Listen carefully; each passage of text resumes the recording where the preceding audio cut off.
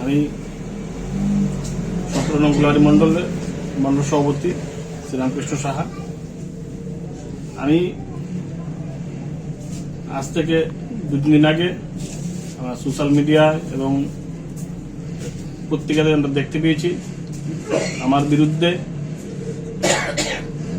একটা সংবাদ হয়েছে, সেটা সম্পূর্ণ মিথ্যা এবং ভিত্তিহীন। আমি সেই যারা যার সাথে জড়িত ছিল তাদেরকে আমি ধিক্কার জানাই, কারণ এই নোংরা রাজনীতিতে ভারতীয় জনতা পার্টির ক্ষুণ্ণ হয়েছে, সম্মানহানি হয়েছে। তো যেহেতু আমাকে নিয়ে একটা কুৎসা রটা হয়েছে, তো আমি মনে করি যে দলের ঊর্ধ্বে আমি নই, দল সর্বোপরি। দল সেটা বিচার বিশ্লেষণ করবে, দল সঠিক তদন্তমূলে এর সাথে কারা জড়িত, কারা এই ঘটনার সাথে করিয়েছে সেটা তারা তদন্ত করে সত্যটা উদ্ঘাটন করবে এবং দোষীদের শাস্তিও দেবে।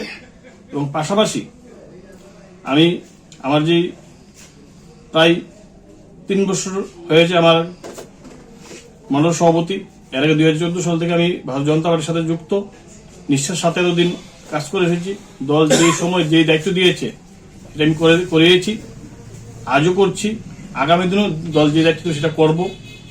আপাতত সময় যেহেতু আমি গুলারি মন্ডল সভাপতি, আমি এই ঘটনাটাকে তীব্র বিরোধিতা করি এবং পাশাপাশি যারা সেটার সাথে জড়িত আমি রাজ্য সরকারের কাছে এবং রাজ্যের মাননীয় সভাপতি রাজীব ভট্টাচার্যের কাছে আবেদন করব সঠিক তদন্ত করে যাতে বিষয়টা দেখে দলকে কেন কালিমালিপ্ত করেছে। তো আমার আর কিছু বলার নেই। আর আমি আমার যে মন্ডল সভাপতি পদ, সেই পদটা থেকে আমি আজকে এখন থেকে অব্যাহতি চাই। আমি আমার রাজীব ভট্টাচার্য, আমার রাজ্য সভাপতি শ্রদ্ধেয় দাদার কাছেও আমি সেই লেটার দিয়েছি এবং আমাদের সিপাহী জেলা উত্তরাঞ্চলের যে সভাপতি গৌরাঙ্গ ভৌমিক, ওনাকেও আমি দিয়েছি।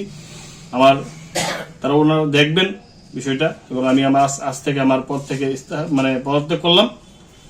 আগামী দিন দল যে ডিসিশন নেবে সেটা আমি মাথা পেতে নেব। দল ঊর্ধ্বে আমি নই, দল আমার কাছে সর্বোপরি। একটা ফোন কল ভাইরাল হয়েছে, সেটাতে দাবি করা হচ্ছে নাকি আপনার সঙ্গে কারো একজনের কথা হচ্ছিল। গোটা বিষয়টাকে আপনি কিভাবে দেখছেন এবং কি বলবেন? বিষয়টা হচ্ছে সম্পূর্ণ মিথ্যা। সে বিষয়টা আমাকে চক্রান্তভাবে ফাঁসানোর জন্য সেটা করেছে।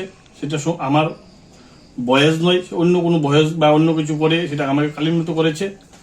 পাশাপাশি আমি আমার রাজ্য সভাপতির কাছে এবং আপনাদের কাছে অনুরোধ করে বলছি, সেই বিষয়ে যারা দুশ্চক্রী, যারা এটার সাথে জড়িত ছিল, যারা সেই নিউজটা করেছে, তাদের যাতে সঠিক শাস্তি আমাদের রাজ্য সরকার প্রদান করে এবং আমাদের রাজ্যের মুখ্যমন্ত্রী প্রদান করে, এতটুকুই বলার।